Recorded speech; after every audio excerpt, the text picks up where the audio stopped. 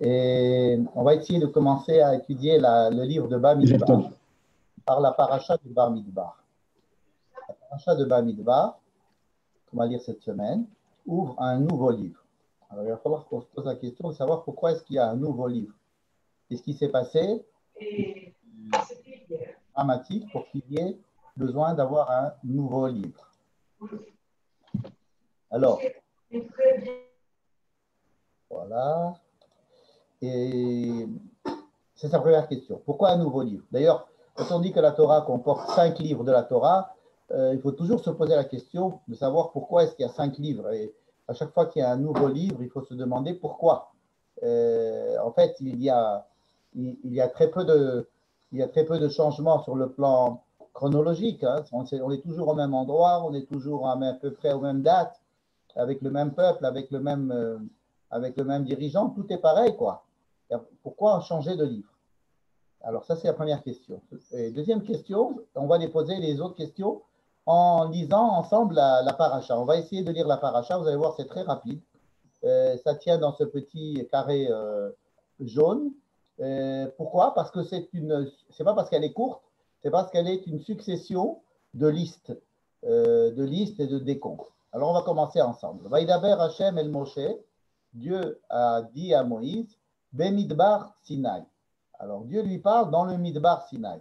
Évidemment qu'on est au Midbar Sinaï, c'est-à-dire on est au mont, on n'est pas dans le mont Sinaï, mais on est autour du mont Sinaï. Vous savez qu'ils sont restés autour du mont Sinaï, dans le désert du Sinaï, comme on dit, pendant presque un an. Pendant un an, jusqu'à présent, depuis qu'ils ont reçu la Torah au mont Sinaï, ils sont toujours là-bas, ils ont construit le sanctuaire dans le désert du Sinaï, tout a été dit, tout ce qui a été dit jusqu'à présent se trouve dans le désert, dans le Midbar du Sinaï, Midbar. Donc notre livre, en fait, s'appelle Bemidbar à cause de ce mot-là. Mais pourquoi est-ce qu'on a pris ce mot-là pour en faire le titre de notre paracha, Bemidbar? Et pourquoi, pas seulement de notre paracha, mais de tout le livre? On aurait très bien pu avoir comme nom Sinaï, Oel, Moed, Chodesh Hasheni, Shana. On aurait pu prendre un autre mot, hein, n'est-ce pas? C'est pas parce que ce mot se trouve dans le premier pasouk que on va prendre n'importe quel mot du pasouk pour en faire un titre. Le titre donc de la paracha et le titre du livre entier. Ça, c'est la deuxième question. Et pourquoi nous dire qu'il se trouve là? Il se trouve là, alors qu'on le savait. Be'oel Moed, ça on sait que Dieu parle à Moïse dans le Saint des Saints, ça veut dire dans le sanctuaire. Et c'est à partir de cet endroit-là que Moïse, rentrant dans le Saint des Saints, entend la voix de Dieu. Ce n'est pas au mont Sinaï, c'est-à-dire ce n'est pas en montant sur la Torah, c'est en montant sur la montagne, pardon, c'est en rentrant dans le sanctuaire et dans le Mishkan. Et c'est dans ce Mishkan-là, en général situé surtout dans le Saint des Saints, que Dieu parle à Moïse. Maintenant, on a vu le lieu de cette parole de Dieu à Moïse. Il y a maintenant la date. Ve'echad lachodesh hasheni. C'est le premier jour du deuxième mois de la deuxième année. Bashana hasheni. D'accord? Qu'est-ce que ça veut dire? Je vous renvoie ici tout de suite à un petit tableau que je vous ai fait. Ils sont sortis d'Égypte, Yetziat Mitraim. Donc, ça s'est passé le 15 Nissan de l'an 1, si je puis m'exprimer ainsi. Le 15 Nissan, Nissan étant le premier mois, donc le 15 Nissan. Pourquoi j'ai marqué ici le premier Nissan? Parce que c'est le premier Nissan que Dieu a parlé à Moïse en Égypte, en leur donnant le programme de la sortie d'Égypte et en donnant les premières lois qui vont régir le peuple. Donc le premier Nissan, si vous voulez, c'est la date inaugurale des lois données au peuple. Le 15 Nissan, ils sortent d'Égypte. Le 6 Sivan, c'est-à-dire 50 jours après à peu près, ils arrivent au mont Sinaï. Hein, et là, il y a le don de la Torah.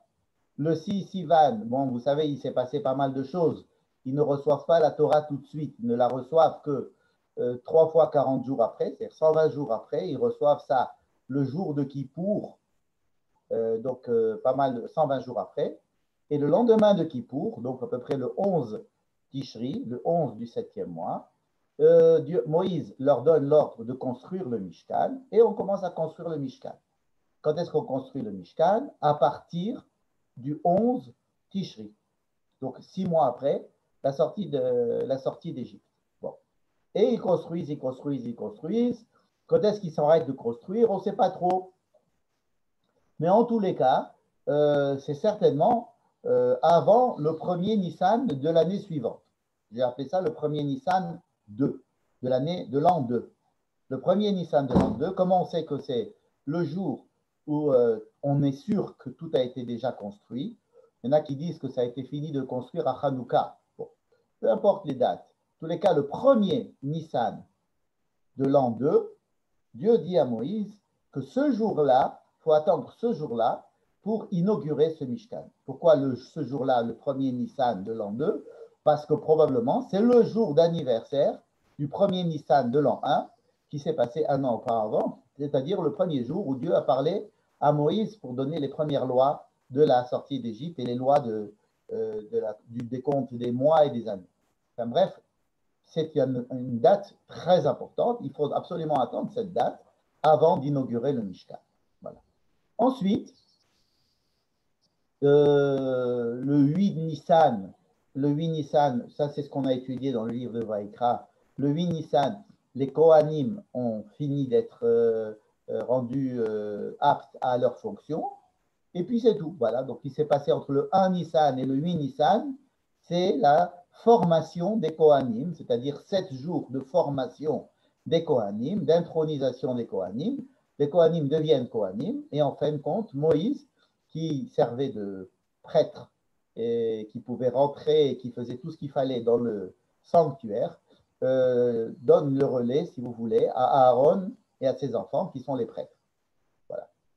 Et voilà que notre paracha, notre livre de Bamidbar, nous situe l'action dont on va parler maintenant, le premier du deuxième mois, c'est-à-dire le premier Iyar. Le premier Iyar de l'an 2, c'est justement un mois après l'inauguration du Mishkan. D'accord? Et pour vous situer encore un peu mieux, ils vont quitter le Mishkan, pardon, ils vont quitter le désert du Sinaï.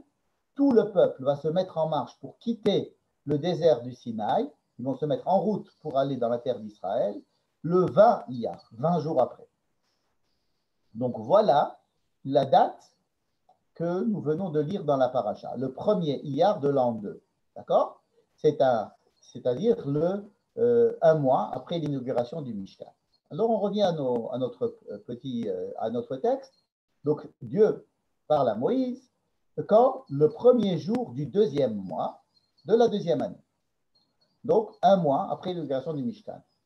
Les Tzetam Me'eretz Israël, toujours en faisant référence à la sortie d'Égypte, en disant. Alors, qu'est-ce que Dieu dit à Moïse?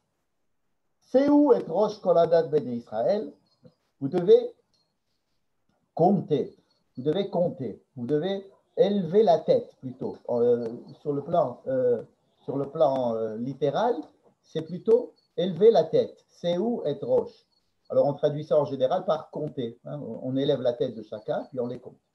Mais on va voir que ce n'est pas tout à fait compter, et c'est plutôt vraiment élever la tête. Vous allez voir de quoi il s'agit tout à l'heure.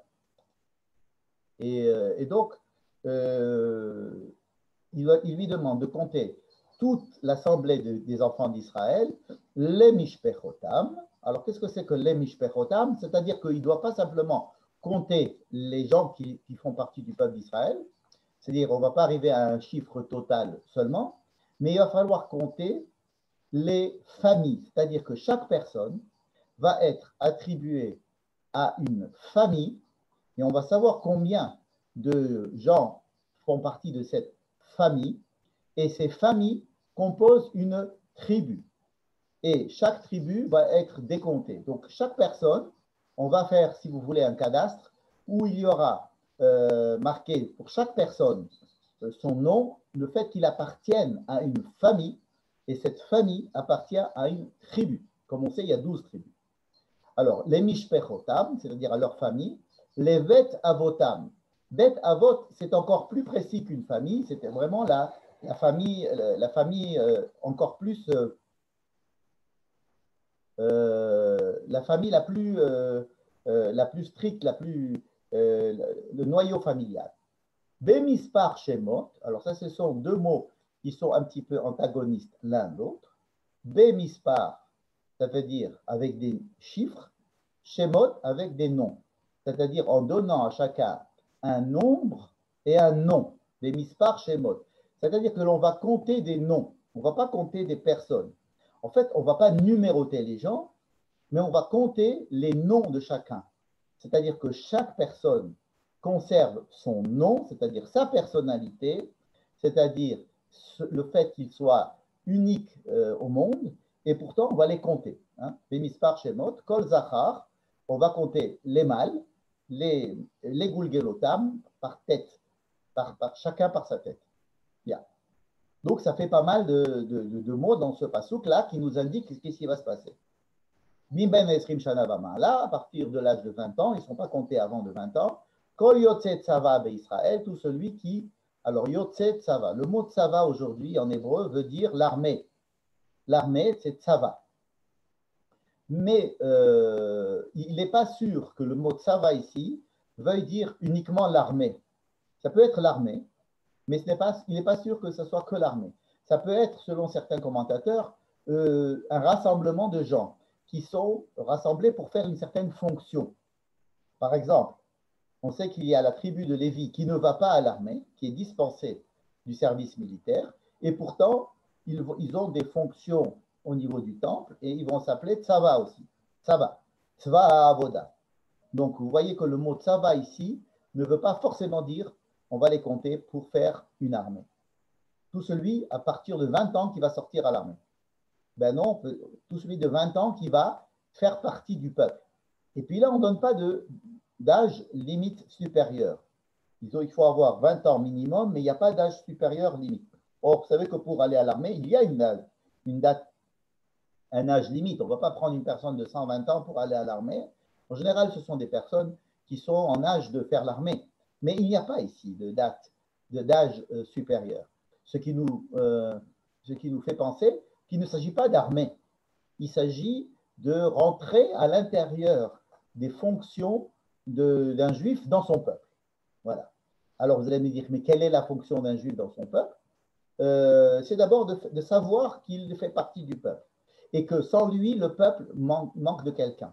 Comme si à l'armée, on peut faire remplacer quelqu'un par un autre, mais dans le peuple, non.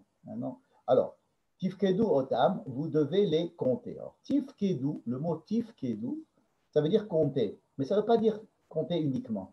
Il y a plein d'acceptions à ce mot, Tifkedu. Ça veut dire, par exemple, se rappeler, l'ifkod.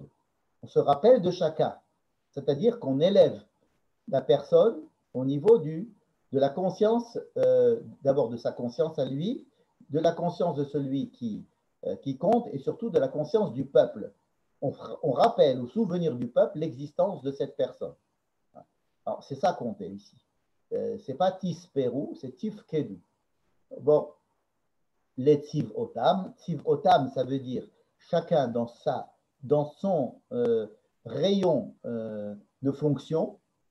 Et ça aussi, c'est intéressant de savoir que chacun a une fonction. On sait que, par exemple, les tribus, si on a partagé le peuple en Bet Av, en Mishpacha et en Shevet, c'est-à-dire en famille et en lignée et en tribu, c'est parce qu'il est clair que le peuple d'Israël est composé de gens différents, ayant des idées différentes, ayant des fonctions différentes.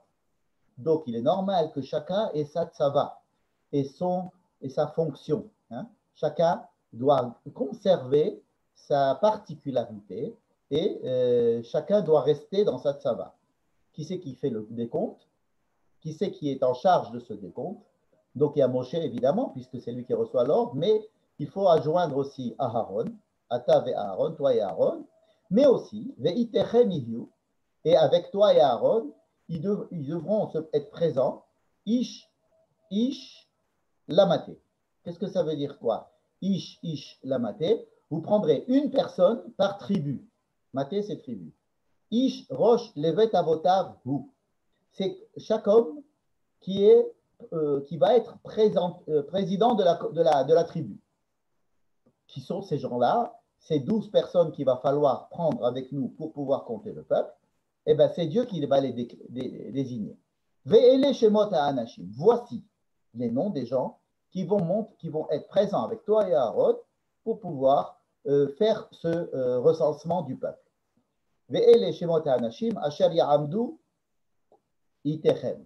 D'accord? Attendez, je vais voir qu'est-ce que vous me dites dans le chat. Est-ce que vous me faites un chat? Je vais voir le chat.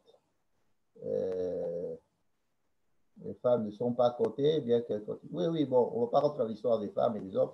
Il y a beaucoup de sujets qui peuvent être soulevés par ce que j'ai dit, mais je ne vais jamais prendre le texte et l'expliquer dans toutes ses dimensions. Je vais avoir une ligne de conduite qui va essayer de répondre aux questions. D'abord, la première question, c'est de savoir pourquoi on change de livre. Deuxièmement, qu'est-ce que c'est que cette histoire de compter les gens? Pourquoi est-ce qu'il faut les compter? Et ici, on nous dit qu'il faut compter les gens, recenser les gens, mais on ne sait pas pourquoi. Bon. Et juste après avoir dit ça, je vais lire Réhouven. Alors, pour le chevet de Réhouven, Dieu dit à Moïse, dans la tribu de Réhouven, tu vas nommer un monsieur qui s'appelle Elitsur ben Shedeur. Qui c'est qui dit ça? C'est Dieu à Moïse. C'est-à-dire qu'on nomme maintenant les gens qui doivent être présents dans le décompte, dans le recensement. Les Shimon, Shmuel ben Surishadai, l'Yehuda, Nachshon ben Aminadav, etc.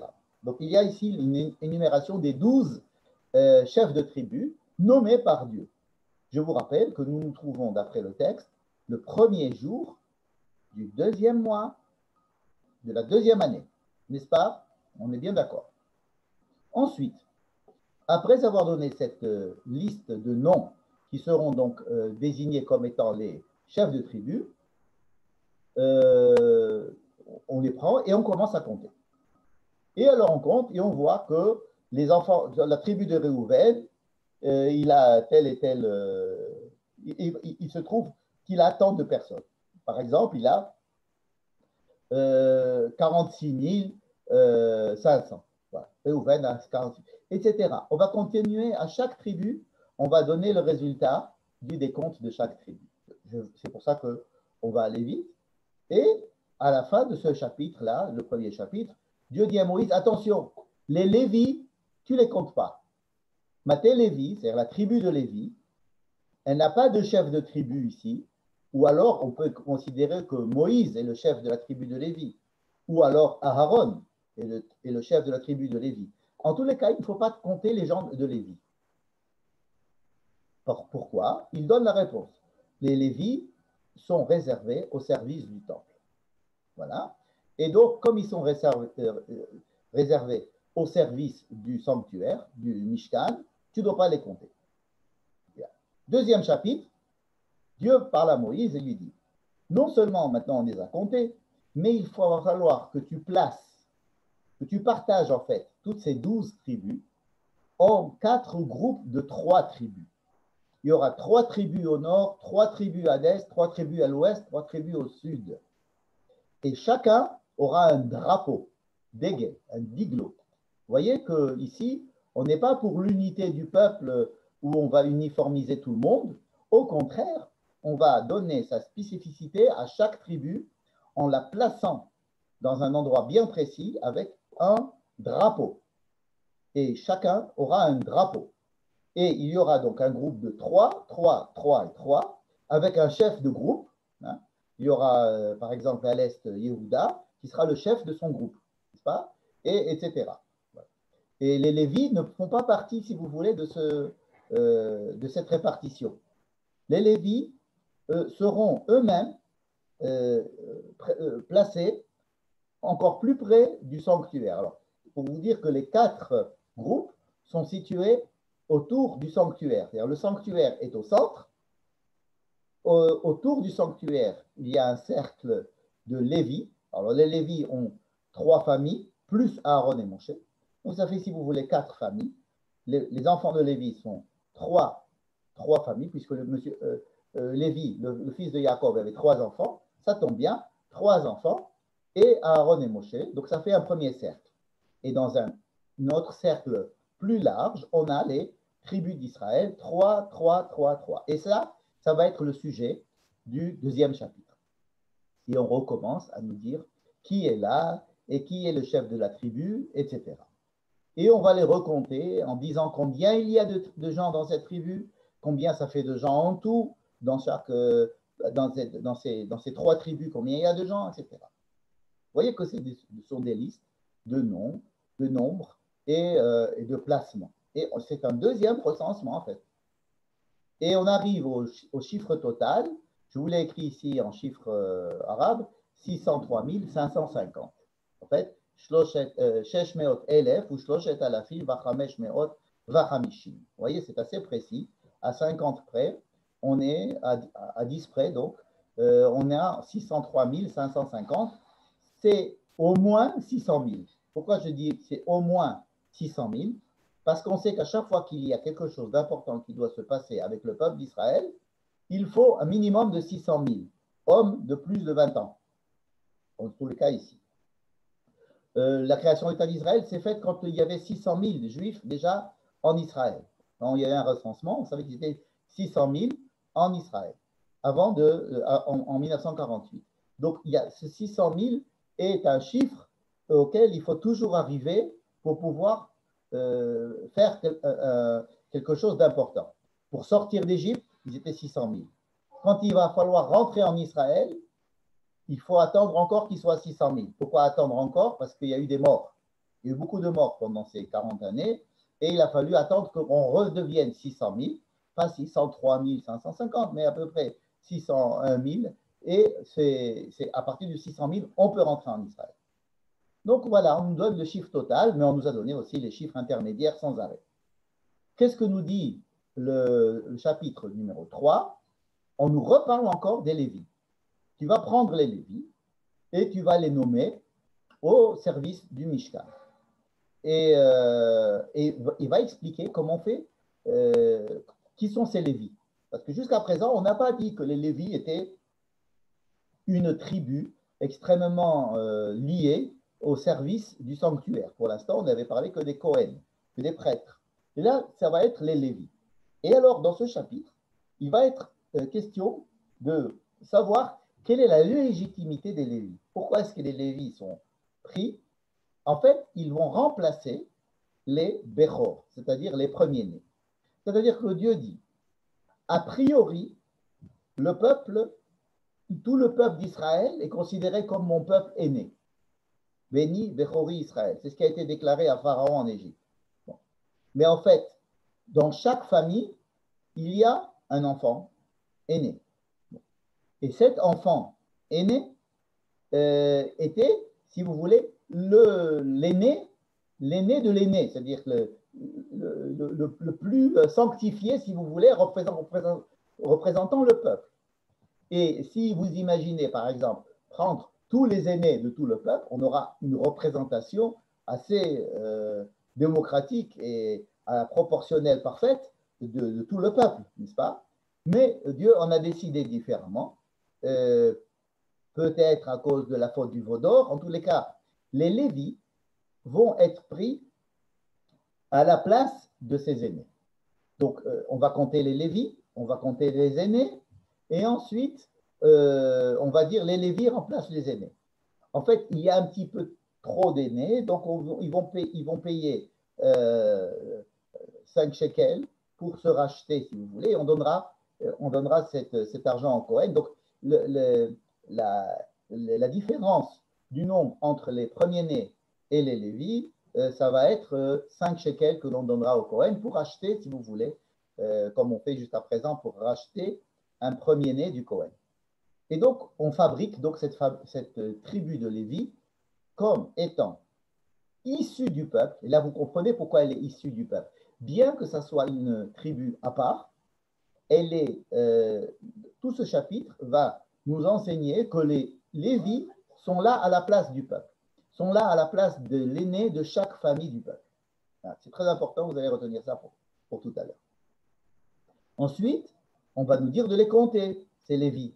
Tout à l'heure, on nous a dit de ne pas les compter. Maintenant, on va les compter. Maintenant qu'on sait qui sont ces Lévis et qui sont des gens à part, on va les compter. Et on va leur donner des noms, un nombre et des fonctions. En fait, je vous ai dit qu'il y avait donc trois familles. Et donc, chaque famille, il y a les Béné Kehat, Béné Gershon et Béné Merari. Et c'est les trois noms de Lévi. Et donc, on va finir notre paracha en disant, prends la famille de Kehat. Kehat, c'était la famille de Moïse. C'est une famille la plus importante. C'est eux qui devront porter les ustensiles importants du Mishkan sur leurs épaules. Et c'est là que finit notre paracha. Vous allez me dire, qu'est-ce qui se passe avec les autres enfants de Lévi? Ça va être le sujet de la paracha suivante. Je vous ai écrit ici le premier passouk de la paracha suivante. Nasso et Rosh Bene Gershon, c'est-à-dire le deuxième fils. Donc, si je résume, notre paracha demande à Moïse, à Aaron et aux 12 chefs de tribu de faire un recensement du peuple.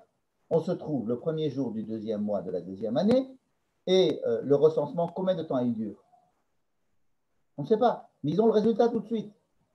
Ils ont le résultat tout de suite. On sait qu'ils sont 603 550. Bon. Et non seulement ça, mais on sait exactement chaque personne, de quelle famille il est. On a un registre très précis et chacun connaît sa famille et on sait maintenant la place de chacun et chaque tribu où elle doit se placer autour du Mishkan, etc. Bon. Ça a l'air simple comme histoire, ça a l'air très simple.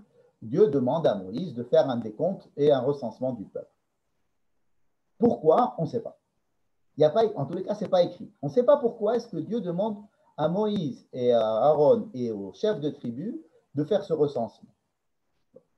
Et c'est un recensement qui est fait, si vous avez bien retenu, le premier jour du deuxième mois de la deuxième année. Donc, un mois après que le sanctuaire ait été déjà construit et qu'il ait été inauguré et qu'on ait déjà fait fonctionner. N'est-ce pas?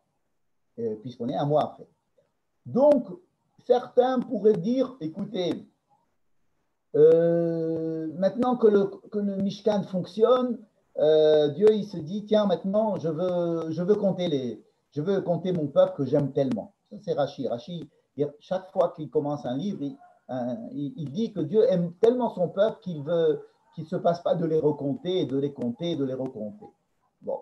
Et une fois que le Mishkan a été construit, il veut maintenant les recompter. Ça nous paraît un petit peu trop sentimental comme explication et ça ne tient pas debout. En tous les cas, ce n'est pas dit. D'autres commentateurs vont dire, ah, peut-être c'est parce que, étant donné que le vin, ils vont partir. Or, s'ils s'en vont, c'est pour entrer en Israël, donc pour faire la guerre. Donc, on est en train de constituer l'armée. Hein, et donc, ça pourrait répondre à la question des pourquoi que les hommes et pas les femmes. L'armée qui va combattre en Israël. Donc, on va être en train de les compter parce qu'on va rentrer en Israël dans quelques jours, le 20 du deuxième, le 20 Iyar. Et donc, voilà. D'autres diraient, mais non, pas du tout, il n'y a pas du tout écrit qu'on va faire la guerre. C'est vrai qu'il y a le mot tsava, mais il n'y a pas le mot milchama. Et puis, il n'y a pas d'âge limite supérieur à ces soldats. Et dans ce cas-là, pourquoi compter les Lévis? Et pourquoi tellement parler des Lévis? Alors d'autres proposeront, ah non, mais ce n'est pas pour ça, c'est pour pouvoir rentrer en organisation, étant donné qu'on va quitter le désert du Sinaï, où tout le monde est éparpillé, et que ça fait un an qu'on est là, et que non, maintenant on va s'organiser. Organiser quoi? Organiser le campement en vue des déplacements qu'ils doivent faire dans le désert jusqu'à arriver en Israël. Bien. Mais tout cela n'est pas dit. Cela n'est pas dit. Donc, nous restons quand même avec notre question, avec pas mal de propositions, si vous voulez. Je vous les ai citées en gros, en gros toutes ces propositions. Mais est-ce que tout ça, ce n'est pas dit? Bon. Il va falloir qu'on réfléchisse quand même un peu plus. Maintenant, je résume les questions qu'on a posées. Pourquoi un nouveau livre? Deuxièmement, on a dit pourquoi les compter? C'est ce qu'on vient de dire. Pourquoi les compter? Pourquoi compter le peuple? N'est-ce pas? Et troisièmement, pourquoi nous dire que ça s'est passé le premier jour du deuxième mois de la deuxième année? Qu'est-ce qui se passe ce jour-là de si important? Et pourquoi maintenant les compter? Je pourrais vous rajouter la question de savoir comment est-ce possible de faire un recensement en si peu de temps? Si le premier le premier Iyar, l'ordre a été donné, et on nous dit que le résultat a était automatique, était très très rapide, hein, en tous les cas, le résultat, on l'a eu avant le 20, puisque le 20, il fallait déjà se mettre en place et voyager. Le campement devait s'organiser pour voyager en 20 jours. Donc, quand est-ce qu'il a eu lieu ce décompte-là? Voilà. Et donc, ça fait pas mal de questions. Je vous l'accorde, ça fait pas mal de questions, mais vous allez voir que toutes ces questions vont trouver une seule réponse pour toutes. Alors ça nous rassure. Bon. Je voudrais vous faire parcourir maintenant le livre de Bamidbar un peu plus en avant. D'accord? Voici le livre de Bamidbar, chapitre 7. Regardez ce qu'il y a écrit dans le chapitre 7. Il ne s'agit pas de notre paracha, il s'agit de la paracha que nous allons lire la semaine prochaine, paracha Nasso, qui dit Vaihi Beyom Kalot Moshe Lehakim et Mishkan, le jour où Moïse a fini de monter, d'instaurer, d'instituer le Mishkan, le sanctuaire, alors il a oint tous les objets qui étaient dans le Mishkan, les ustensiles, il les a sanctifiés, et quand est-ce que ça s'est passé ça, que Moïse met en place le Mishkan? Ça, on l'a déjà lu plusieurs fois. C'était quand? On l'a dit, c'était le premier Nissan. Pourquoi? Au chapitre 7, alors qu'on était dans le deuxième mois, on était en premier Iyar, et là, dans la paracha de Nasso, on revient un mois en arrière. On nous raconte que Moïse est en train d'inaugurer le Mishkan, le sanctuaire, hein, et, encore plus étonnant, Vaïkrevu Nesi'e Israël. Les chefs de tribu, qui sont les chefs des tribus, Hem ha'omdim ala pekudim, ceux-là même qui étaient là pour le recensement, se réunissent ce jour où Moïse inaugure le Mishkan. Les 12 personnes, les 12 chefs de tribu, qui hem nesi'e hamatot, hem ha'omdim ala pekudim, ceux qui étaient là présents lorsqu'il a fallu faire le décompte, le recensement. Eh bien, ces Nessiim, ces chefs de tribu vont amener eux-mêmes des présents le jour de l'inauguration du Mishkan, et chaque jour, pendant 12 jours, ils vont apporter leurs présents. Chaque jour, une tribu est mise à l'honneur et ils vont amener des présents. C'est ce que l'on lit dans la paracha de Nasso, d'ailleurs qui fait rallonger la paracha de Nasso et qui répète sans arrêt quelle est l'offrande de telle et telle personne. Vous remarquerez qu'il est question ici, il est question de ce qui se passe le jour de l'inauguration du Mishkan. Le jour de l'inauguration du Mishkan sont présents les 12 chefs de tribu, ceux-là qui étaient lors du recensement. Or, nous venons de dire que le recensement a eu lieu un mois après. Non seulement ça, mais la liste de ces tribus, de ces 12 tribus, la liste de ces chefs de 12 tribus a été dictée par Dieu, rappelez-vous, justement là, le premier jour du deuxième mois de la deuxième année, hein, c'est là qu'il nous dit, voici la liste des gens qui seront chefs de tribu. Voici les gens qui vont être avec vous pendant le recensement. Attendez, ce recensement, il a eu lieu quand? Je répète la question. Ici, il est clair depuis le début de la paracha qu'il a eu lieu le premier jour du deuxième mois. Okay? Du deuxième mois de Iyar, de la deuxième année. Donc, on est là face à une contradiction interne au texte. Parce que lui-même, le texte, 7 chapitres plus tard, nous renvoie à ce qui s'est passé un mois plus tôt, en nous disant qu'il y a des chefs de tribu qui vont apporter pour inaugurer le Mishkan. Ils vont inaugurer le Mishkan un jour par tribu pendant 12 jours, mais que ces gens-là, c'était eux, la même liste, c'était ces gens-là qui ont fait le recensement. Donc, le recensement s'est passé avant l'inauguration du Mishkan. Grosse contradiction. Dernière question, je vous assure que je ne vais pas en rajouter. Mais encore une question. Quand on parle de recensement, est-ce qu'il y a déjà eu un recensement avant notre livre-là? Est-ce qu'on l'a déjà compté, le Béné Israël? Tout le peuple compté ici, oui, on les a comptés. En sortant d'Égypte, la Torah dit qu'ils étaient à peu près 600 000. Bon, mais qui c'est qui les a comptés?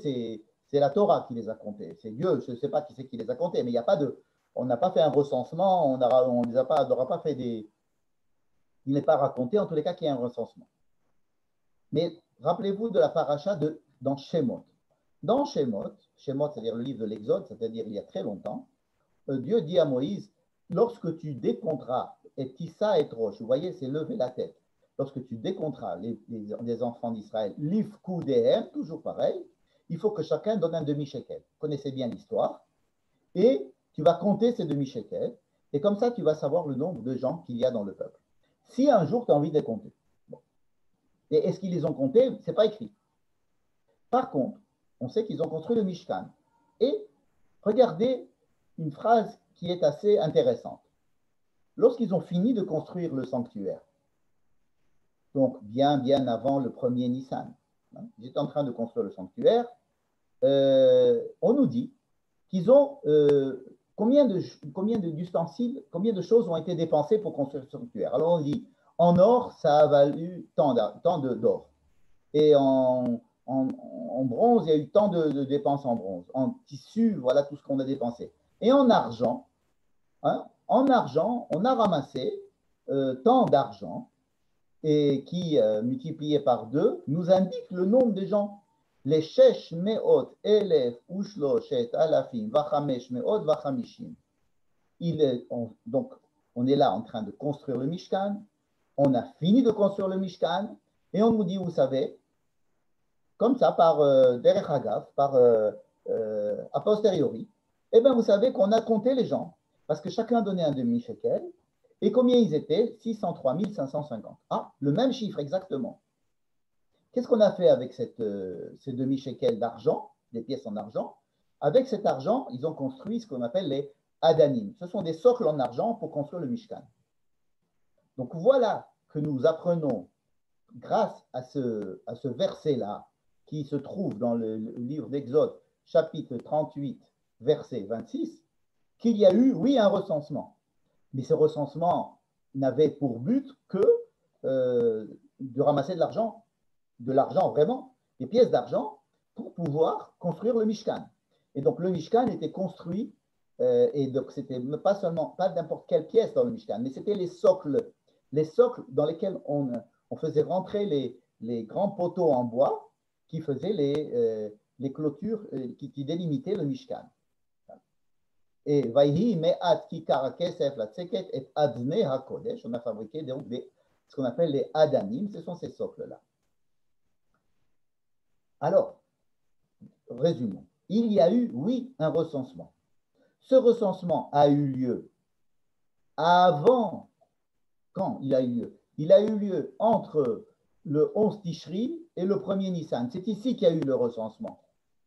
Parce que c'est entre le moment où les enfants d'Israël reçoivent l'ordre de construire le Mishkan et le moment où il est déjà inauguré. Puisque c'est avec l'argent qu'ils ont donné, qu'on a bien compté, que nous avons fabriqué en partie le Mishkan. Donc oui, il y a eu ici un recensement. Et ce recensement a fait sortir un chiffre qui est 603 550. Or, il est question dans notre paracha d'un recensement qui doit être fait ce mois-ci-là, le premier Iyar de la deuxième année. Et ce recensement-là, il doit être fait par les chefs de tribu dont on a parlé déjà ici.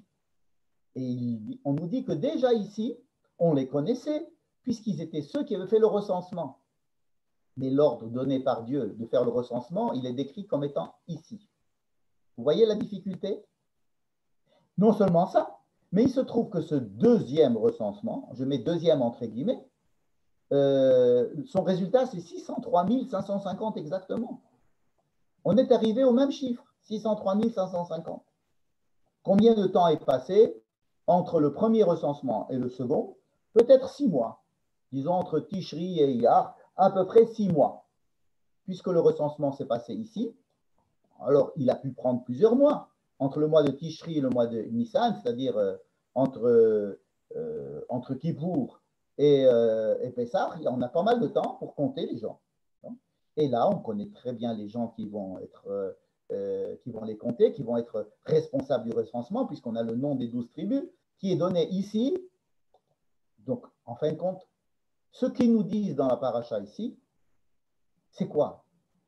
C'est un deuxième recensement ou alors c'est le même recensement? C'est le même recensement. On est en train de parler du même recensement. Mais alors, pourquoi nous le dire ici comme s'il se passait après, alors qu'il s'est passé avant? Vous voyez? J'espère que j'ai éveillé votre curiosité. Parce que ce que je vais vous dire maintenant va répondre à toutes ces questions, mais vous ne pouvez pas comprendre la pertinence de ces réponses si vous n'avez pas été titillé par ce genre de questions-là. Donc, ma proposition, enfin, ce n'est pas la mienne, c'est celle de beaucoup de rabbins, donc Souto, donc pas beaucoup de rabbins, etc. Mais il semble évident, vous savez, les rabbins, ils se sont dit, comment c'est possible qu'en 6 mois, ils comptent le peuple juif et qu'on retrouve le même nombre? Parce que le nombre de morts et le nombre de naissances étaient la même chose, et le nombre de gens qui ont fait leur 20e anniversaire était le même. On peut faire ce qu'on veut comme truc. Il est simple de dire que c'est un seul recensement. Un recensement, ça ne se fait pas en un jour, même pas en 20 jours. Ça peut se faire en 6 mois. Ça peut se faire en 6 mois, surtout lorsqu'on leur demande de payer un demi-shekel et qu'avec ces demi-shekels, on a fabriqué le Mishkan. Les choses sont claires. Donc, qu'est-ce qui est demandé ici à Moïse? C'est demandé de les compter. Mais il est clair que ce recensement-là a déjà été fait. À la limite, ce qui pourrait être fait ici, c'est de déclarer en public le résultat des recensements qui ont déjà été faits jusqu'à présent, de placer les gens en fonction du recensement qui a été fait. Et alors, dans ce cas-là, oui, ce n'est pas qu'ils ont commencé à faire un recensement, ça veut dire qu'ici, on est en train de parler du recensement qui a déjà été dit et fait en même temps que la construction du sanctuaire, du Mishkan, avec les chefs de tribu dont ici on parle, et cette déclaration de Dieu, voici les noms des gens qui doivent être chefs de tribu et qui vont compter avec vous, a dû être dit avant. Mais qu'est-ce qui se passe donc le premier jour du deuxième mois? Il se trouve que l'on va publier les résultats, ou alors que l'on va officialiser, ou alors que l'on va regarder le peuple de façon un peu différente. C'est-à-dire qu'on vous a vu jusqu'à présent comme une liste de gens, un nombre de gens. Combien vous avez de soldats? On en a 603 550. Combien vous avez recueilli d'argent dans les recettes? C'est 603 550 fois 2, ça fait fois 2 en shekel, ou la moitié en shekel. Bon, peu importe, puisqu'ils ont chacun demi-shekel. Donc, ils ont la moitié de ce chiffre en shekel. Bon. Mais ici, il se passe quelque chose d'autre. On reprend les mêmes personnes, le même décompte, les mêmes bouts de... Ils ont probablement fait ça en inscrivant sur chaque morceau d'argile, comme ça, le nom de la personne, le nom de son père, le nom de sa famille et le nom de sa tribu. Et comme ça, on avait... pourquoi je vous dis ça? Parce qu'en archéologie, ils ont retrouvé ce genre de recensement dans le Moyen-Orient à l'époque. C'était comme ça qu'on faisait les recensements. Ils comptaient les petits morceaux d'argile où il y avait marqué, il fallait recenser pas simplement un demi-shekel, mais il y avait aussi un recensement de l'appartenance à la famille et à la tribu. On a vu pourquoi. C'est-à-dire que c'est une vision différente du même recensement. Et là, on commence à rentrer dans le vif du sujet. il y a, et ça on l'a déjà dit depuis le début de notre étude cette année, depuis le début du livre de Bereshit, il y a dans la Torah, presque à chaque fois que l'on décrit un événement ou une chose importante, il y a à chaque fois au moins deux récits de cet événement et les deux façons de raconter le récit sont en général différentes. Alors les gens bien intentionnés vont dire, bon, ça a été écrit par plusieurs rédacteurs. Ensuite, ils ont remis tout ça en marche, ensemble. Bon. Si c'est vrai ou pas vrai, ce n'est pas mon propos. Mon propos, c'est qu'on a tout mis ensemble et qu'on a dit, on a décidé que chaque événement soit décrit sous un angle différent.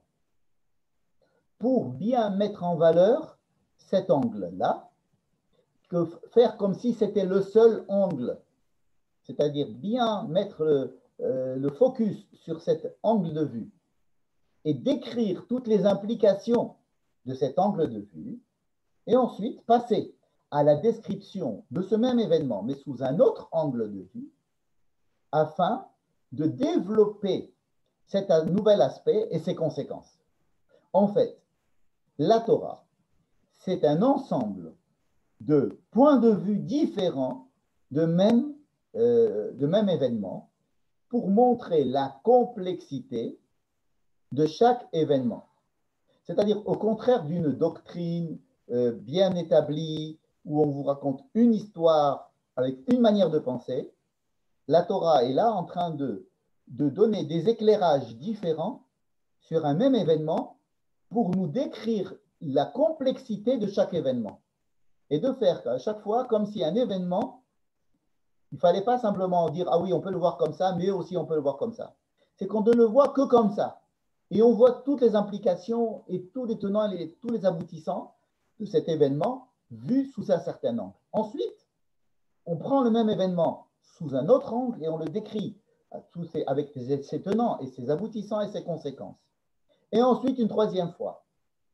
Et ensuite, le génie de la Torah, la grandeur de la Torah, c'est d'avoir pris toutes ces manières de voir ça, de voir l'événement, et de les avoir mis en un texte. En un texte. Dire que la Torah est une, c'est quelque chose d'extrêmement courageux. Parce qu'a priori, la Torah recèle des angles très différents, même des lois très différentes qui peuvent s'opposer.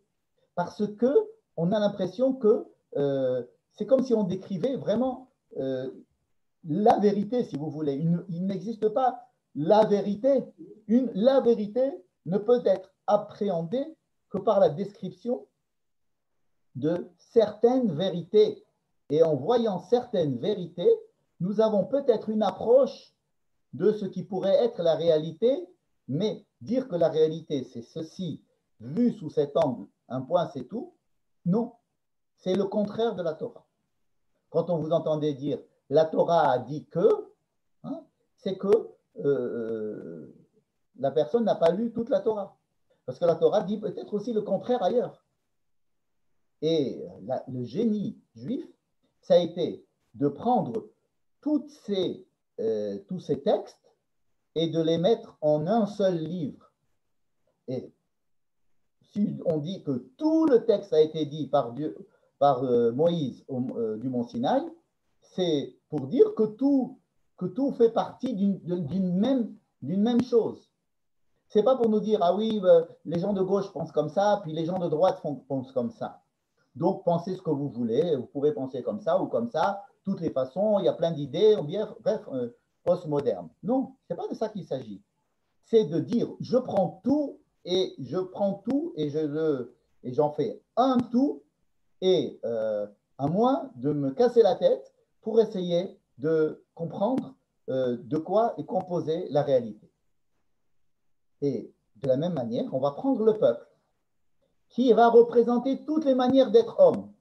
C'est un peuple, le peuple d'Israël, qui peut être défini comme étant le peuple, qui représente en son sein toutes les manières d'être homme. C'est pour ça qu'il y a 12 tribus, ou 70 manières d'interpréter, ou 70 personnes qui sont rentrées en Égypte, ou 600 000. Ça représente un chiffre magique qui représente la multitude. La multitude. Et tout le génie juif, ça va être de prendre tout ce peuple et d'en faire un seul peuple. Alors qu'il est composé de gens tellement différents, dont la différence est soulignée sans arrêt. Rappelez-vous, chacun a son drapeau, chacun fait partie de sa famille, chacun fait partie de sa tribu. Il va avoir sa place. Moi, je suis à l'est, toi, tu es à l'ouest, moi, je suis là, moi, je suis là. Et l'ordre, ça va être de faire un seul peuple. De la même manière qu'il est très difficile de constituer un seul peuple avec tous ces gens-là, il est très difficile de constituer une seule Torah avec tout ce qui est écrit dedans. C'est pour ça que le Talmud est si long et si compliqué. Parce que le Talmud va s'atteler à essayer de faire sortir de toutes ces contradictions du texte, des lois et de toutes les contradictions d'idées, une manière de se comporter, ce qu'on appelle la halacha, qui plus ou moins correspondra au mainstream du peuple juif. C'est-à-dire que la difficulté de faire une halacha pour le peuple juif, c'est la même difficulté qu'il y a de construire un peuple juif ou alors de constituer que la Torah est une, ou de considérer que la terre d'Israël est un seul pays. Alors qu'on sait très bien que la terre d'Israël est constituée par énormément différentes. Vous avez en Israël toutes sortes de climats, toutes sortes de paysages, toutes sortes de situations, de telle manière que ça correspond presque à chaque tribu. Chaque tribu aura une partie de la terre. C'est un petit concentré de tout le globe. Comme le peuple d'Israël est un concentré, un représentant de toutes les nations, de toutes les manières d'être. Et toute la spécificité du judaïsme, ça va être de créer une unité ou de montrer que derrière toute cette pluralité, cette folle pluralité, il existe une unité. Bon. Je suis en train de vous dire des choses que vous savez probablement. Je vais maintenant vous montrer ce que je viens de vous dire dans le texte. Prenons autre chose. Je vous ai parlé maintenant du recensement du peuple. Et je vous ai dit qu'il y avait un recensement, le même recensement décrit dans le livre de Shemot et le même recensement décrit dans le livre de Bamidbar. Ce même recensement, comme vous venez de le voir, est décrit de façon différente, bien que nous arrivions au même résultat. Il est cité, ici l'essentiel étant que le recensement aide à mettre en valeur la différence qu'il y a entre chacun des membres du peuple et sa spécificité. Et c'est pour ça qu'on va élever sa tête. Et c'est pour ça qu'on va se rappeler de lui. Hein, il est très facile de dire, bon, le peuple juif, c'est en fait ça. Et puis, bon, celui-là, non, celui-là, il ne fait pas partie du peuple juif, ou je ne veux pas y penser. Celui-là, c'est quelqu'un d'extérieur. Donc, ce qu'on va faire, c'est qu'au contraire, chaque personne ici est mis en valeur. C'est où être roche, rappelez-vous tout à l'heure, on a dit élève la tête de chacun. C'est-à-dire que chacun doit être élevé, de chacun. Et après, on va dire que c'est les Gulgelotam par tête, par chacun. Tifkedu otam, c'est-à-dire rappelez-les. Rappelez-vous de chacun, que chacun soit là, présent dans votre souvenir. Hein? Alors, c'est ça le but. Tandis que dans le même recensement, mais vu sous l'angle, voilà, vu sous l'angle du livre de Shemot, on s'en foutait de cette histoire. Là-bas, il fallait construire un sanctuaire, et pour construire le sanctuaire, il fallait que tout le monde donne la même chose pour pouvoir construire, et on avait ramassé de l'argent de tout le monde. Le sanctuaire était construit sur le peuple, mais le peuple unifié. Hein, on n'avait pas encore calculé qui était de quelle tribu ni rien. C'était tout le monde qui a mené de l'argent et c'est avec cet argent qu'on a construit le sanctuaire. Vous voyez? Donc le même événement est décrit dans le livre de Shemot et dans le livre de Bamidbar différemment. Mais regardons un autre événement, pas moins important, qui est l'inauguration du Mishkan. l'inauguration du Mishkan, où c'est qu'on en a parlé? Dans le livre de Shemot, déjà, hein, on a parlé de l'inauguration du Mishkan. À la fin du livre de Shemot, donc dans le chapitre 40 du livre de Shemot, de l'Exode, il est écrit cette phrase que vous connaissez maintenant bien, Bayom HaChodesh Harishon, le premier jour du premier mois, tu vas inaugurer le Mishkan, tu vas monter, tu vas élever le Mishkan. C'est Dieu qui parle à Moïse à la fin du livre de Shemot. À ce moment-là, Dieu dit à Moïse, ça y est, on est le premier Nissan, tu me montes le Mishkan. Aujourd'hui, c'est un jour d'anniversaire, aujourd'hui, on va l'inaugurer. Et qu'est-ce qui se passe à ce moment-là? Il se passe que le texte se scinde en deux. Il y a, d'un côté, on va dire que Moïse n'arrivait pas à rentrer parce que Dieu ne l'avait pas encore appelé. Hein. Moïse était à l'extérieur du Mishkan construit, mais Moïse n'arrivait pas à rentrer dedans. Ensuite, la fin, c'est de dire que ce Mishkan va nous servir pendant toutes les pérégrinations du peuple à indiquer le chemin. Il y avait un nuage qui était sur le Mishkan avec une colonne de feu entourée avec un nuage autour de la colonne de feu. Et c'est le déplacement de cette colonne de feu et de nuage qui vont indiquer qu'il faut quitter l'endroit ou s'installer dans cet endroit. Voilà. Donc, le fait qu'à la fin du livre de Shemot, qu'est-ce qui se passe à la fin du livre de Shemot? Nous allons pouvoir entamer le livre de Vaïkra, ou alors, si on veut, on peut passer directement au livre de Bamidbar. Et ça, on l'a déjà vu plusieurs fois. À la fin du livre de Shemot, on dit que le sanctuaire a été construit. Ok? Moshe va être appelé. Mais, pendant tout le livre de Vaïkra que nous avons lu et que nous avons fini, de quoi il va s'agir dans le livre de Vaïkra? C'est de l'intronisation des Kohanim, des prêtres, dans le sanctuaire, de la signification de leur travail en tant que représentants de Dieu dans le sanctuaire. Et leur but, ça va être d'être les représentants de Dieu face au peuple. Parce que le but, c'est que le peuple entier ait accès à ce sanctuaire et il ait accès à la sainteté, à la Kedusha. Et dans le livre de Vaïkra, le thème essentiel, c'est ce qu'on appelle la Kedusha. On en a parlé en long, en large et en travers pendant les semaines précédentes. Mais c'est, si vous voulez, les Kohanim, la Kedusha et ce qui se passe à l'intérieur du Mishkan qui va intéresser le livre de Vaïkra. Nous passons au livre de Bamidbar. Si vous voulez parler du livre de Bamidbar, c'est un autre angle de vue. Ici, il ne s'agit plus des Kohanim. Dans le livre de Bamidbar, on ne parle plus des Kohanim. On va parler du peuple, de la constitution du peuple, de l'organisation du camp, l'organisation du peuple. L'organisation se fera autour du Mishkan. Donc le Mishkan, on va en parler, mais en tant que point central autour duquel nous nous organisons. Dans le livre de Bamidbar, il ne va jamais être question de ce qui se passe dans le Mishkan, dans le sanctuaire. Il va s'agir de ce qui se passe autour du sanctuaire, c'est-à-dire de l'organisation du peuple autour du sanctuaire. Le sanctuaire est un moyen d'unir le peuple. Puisque je vous ai dit qu'il va y avoir dans les 4 points cardinaux, le peuple va être réparti dans les 4 points cardinaux autour du Mishkan, autour du sanctuaire. Il va être question des chefs de tribu, les Nessi'im. Hein? Il va être question des Lévi'im.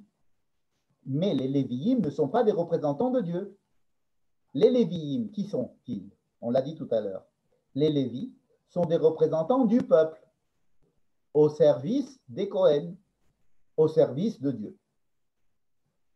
Et donc, dans le livre de Bamidbar, on va parler aussi de politique. Pourquoi? Politique, c'est la manière de régir la société, comme disent les Grecs. Et il va y avoir aussi des dissensions politiques, il va y avoir des révoltes, il va y avoir tout ce qui se passe dans un camp où il y a 600 000 juifs au moins, où il y avait probablement 3 fois plus. Dans tous les cas, ici, nous avons raconté l'inauguration du Mishkan dans le livre de Shemot, c'est les psukim que nous venons de lire, mais cette inauguration va être reprise dans le livre de Vaïkra. Dans le livre de Vaïkra, Vaïhi Bayom Hashemini, le 8e jour. Alors pourquoi est-ce qu'on se situe tout de suite au 8e jour et pas au premier jour? Parce que pendant 7 jours, il a fallu préparer les Kohanim à devenir Kohen. Donc l'inauguration va se passer le premier jour du mois de Nissan jusqu'au 8 Nissan. Et le 8 Nissan, du 1er Nissan au 8 Nissan, il va être question dans le livre de Vaïkra de rendre les Kohanim Kohanim. Eh bien, dans le livre de Bamidbar, on va reparler encore de ce même inauguration. Hein? Où c'est qu'on a vu cette inauguration? Je vous l'ai dit tout à l'heure. Regardez ici. Vaïhi, Beyom, Kalot, Moshe, Leakim et Mishkan. Ça se passe dans le livre de Bamidbar. Et on rappelle que Moïse a fini de construire le Mishkan. Mais, si on résume, dans le livre de Shemot, il était question de l'inauguration du Mishkan, certes, mais le but de l'inauguration du Mishkan, c'était quoi? C'était que Dieu devait parler à Moïse.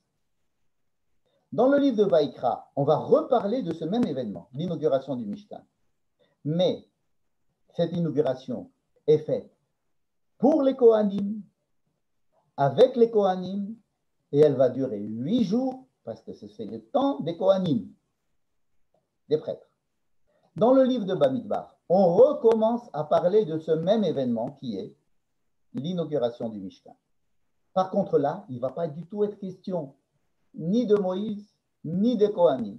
Il va être question du peuple, mais pas le peuple entier, de ses représentants, c'est-à-dire les chefs de tribu. Et les autres représentants religieux, si je puis l'exprimer ainsi, ce sont les Lévis. Les Lévis, ce sont les représentants du peuple, puisqu'ils sont là à la place des aînés. Donc, ce sont vraiment un par un, ils remplacent, si vous voulez, les aînés de chaque famille. Donc, les Lévis sont des représentants du peuple au service des Kohen, qui sont au service du Mishkan. Et ils ont aussi d'autres représentants qui s'appellent les Nessiim, c'est-à-dire les présidents de communauté.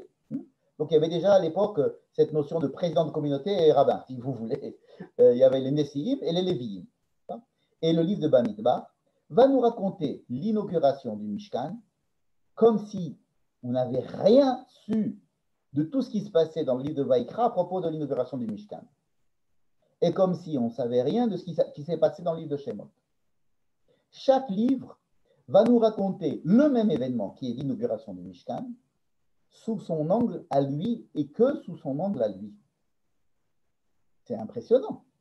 C'est-à-dire que dans le livre de Bamidbar que nous commençons cette semaine, comment s'est passée l'inauguration du Mishkan? L'inauguration du Mishkan, c'est que Moïse a construit le Mishkan, okay, et tout de suite sont venus les présidents de communauté, nommés par Dieu d'ailleurs, qui amènent des offrandes, et du 1er Nissan, 2 Nissan, de 3 Nissan, de 4 Nissan, jusqu'au 12 Nissan, ils vont chacun amener son offrande, et chaque jour, ça va être le jour de la tribu. Le jour de la tribu de Yehuda, le jour de la tribu, etc. Ce qui veut dire que le livre de Bamidbar, en fait, ne s'occupe pas des Kohen, il ne s'occupe pas de ce qui se passe dans le Mishkan, il s'occupe du peuple qui est autour du Mishkan. Alors le Mishkan reste central, parce que c'est lui qui unit le peuple.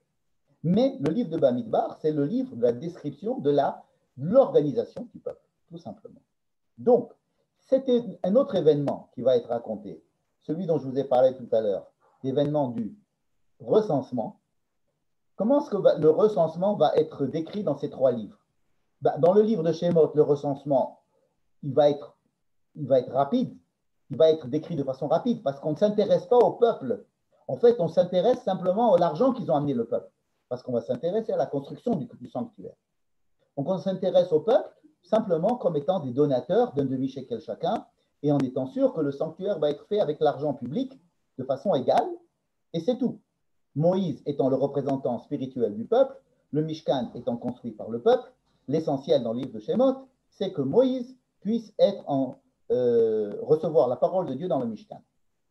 Donc oui, l'événement du Mifkad, l'événement du recensement est décrit dans le livre de Shemot, mais il est décrit de façon totalement particulière, c'est-à-dire combien d'argent ils ont amené les Juifs. Dans le livre de Vaïkra, est-ce qu'il y a un recensement? Non.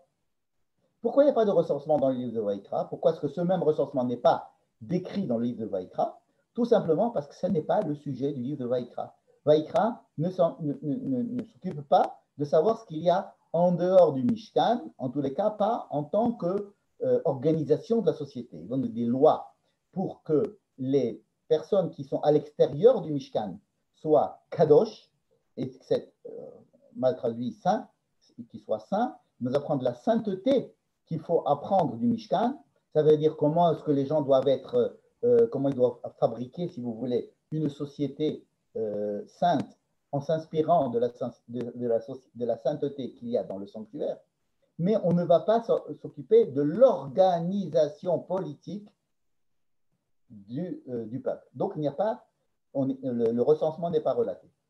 Dans le livre de Bamidbar, au contraire, ce même recensement, eh ben, il va être, nous être raconté avec énormément de détails, comme nous l'avons vu dans notre paracha. Ça va continuer dans la paracha d'après. Après, on va organiser tout ce peuple. C'est-à-dire que le livre de Bamidbar, maintenant, on commence un petit peu à cerner. Le sujet qu'il va aborder, c'est l'organisation du peuple. Donc, nous avons 3 livres. Le livre de Shemot, là, j'ai mis en jaune, bleu et rouge. Je ne sais pas si vous avez les mêmes couleurs que moi dans votre écran. Alors, voilà ici aussi, en jaune, bleu et rouge. Dans le jaune, c'est-à-dire dans le livre de Shemot, il était question que Dieu, de faire descendre la parole de Dieu sur terre. Ça a été le rôle de Moshe. Moïse, ça a été la personne, et il n'y en a pas d'autres, une seule personne qui permet la parole de Dieu à être exprimée sur terre. Et ça, c'est pour ça que le Mishkan, son but dans le livre de Shemot, le Mishkan, c'est pour que Moïse puisse recevoir la parole de Dieu et la transmettre au peuple. Que le Mishkan puisse être construit. Mishkan, c'est-à-dire que la relation entre le ciel et la terre puisse être faite. Ensuite, le livre de Vaïkra va nous parler de l'organisation intérieure au Mishkan, avec surtout l'idée de la sainteté. Qui est représentant de Dieu ici? Ça ne va plus être Moïse, parce que Moïse, il va mourir. Donc, il va désigner son frère Aaron et surtout ses enfants, ce qu'on appelle les Kohanim, c'est-à-dire les prêtres. Et tout le livre de Vaïkra, ça va être le livre des prêtres ou de la Kedusha. Voilà. Dans le livre de Bamidbar, il va surtout s'agir du peuple. Mais le peuple, dans son organisation interne, dans l'organisation politique, avec des représentants, des chefs de tribus et leurs représentants religieux qui sont les Lévi'im. Mais les Lévi'im vont être au service des Kohanim. Le peuple va s'organiser autour du Mishkan. Les Nessi'im vont apporter des sacrifices au Mishkan. C'est-à-dire que ces deux événements, racontés de 3 manières, ils tournent tous autour de la même chose. On se rend compte qu'il ne s'agit pas ici de raconter 3 histoires différentes et incompatibles. Il s'agit de décrire vraiment sous 3 angles une même réalité, mais il s'agit de la même réalité. Et ça, il faut bien s'en rendre compte. Il n'est pas question de parler du peuple sans leur rapport au Mishkan, ni des Nessi'im par rapport au Mishkan, ni des Lévi'im par rapport au Mishkan. On ne va pas parler des Kohanim sans parler de Moïse. Les Kohanim vont être représentants de Dieu. Ça veut dire qu'on pourrait mettre des relations en relation tous ces mots-là, bien qu'ils soient décrits de façon spécifique dans 3 livres, qui sont Shemot, Vaïkra et Bamidbar. Et là, on peut faire le même schéma sur le plan de la cartographie, si j'ose dire, sur le plan de la disposition du campement. J'ai mis le peuple, ici, le peuple. En fait, il s'agit de 3 tribus, 3 tribus, 3 tribus, 3 tribus. En tout, ça fait 12 tribus, n'est-ce pas? Ensuite, il y a les Lévis qui habitent autour. Et ensuite, il y a le temple. Et vous voyez qu'on peut décrire l'intérieur du temple, surtout le Saint des Saints, comme étant l'endroit spécifique à Moïse. En fait, le Kohen ne rentre là qu'une fois par an. Mais c'est surtout spécifique à Moïse. Et c'est surtout décrit dans le livre de Shemot. L'histoire que le Mishkan et les Kohanim qui servent le Mishkan, eh bien, ça va être décrit dans le livre de Vaïkra. Et le peuple entier, avec ses Lévi'im, va être écrit dans le livre de Bamidbar. Vous voyez? Donc, le fait que la Torah soit écrite dans plusieurs livres, on va parler de Bereshit et de Devarim, on en a parlé dans d'autres occasions, mais vous voyez que déjà pour ces 3 livres, nous avons réussi à dégager une ligne directrice dans chacun des cas. Et en fait, toutes les questions que nous nous sommes posées, ce sont simplement des questions de perspective. On était obligé de raconter la même histoire sous plusieurs angles, donc on revient à chaque fois à la même histoire en la décrivant comme si rien ne s'était passé jusqu'à présent. Il n'y a que ça qui s'est passé. Il n'y a eu qu'un seul recensement à ce moment-là. Bon, il va y avoir un deuxième 40 ans plus tard avant d'entrer en Israël, je vous l'ai dit, mais ça c'est une autre histoire, c'est dans le livre de Bamidbar, mais c'est à la fin. Mais ici, il ne s'est passé qu'un seul recensement. Et ce même recensement est décrit différemment dans le livre de Shemot et de Bamidbar. Il y a eu une seule inauguration. Cette inauguration est décrite de façon très différente dans le livre de Shemot, dans le livre de Vaïkra et dans le livre de Bamidbar, parce que ces 3 livres ont leur spécificité. Voilà. J'ai fini avec ma présentation et maintenant je vous ouvre les micros et vous pouvez poser des questions.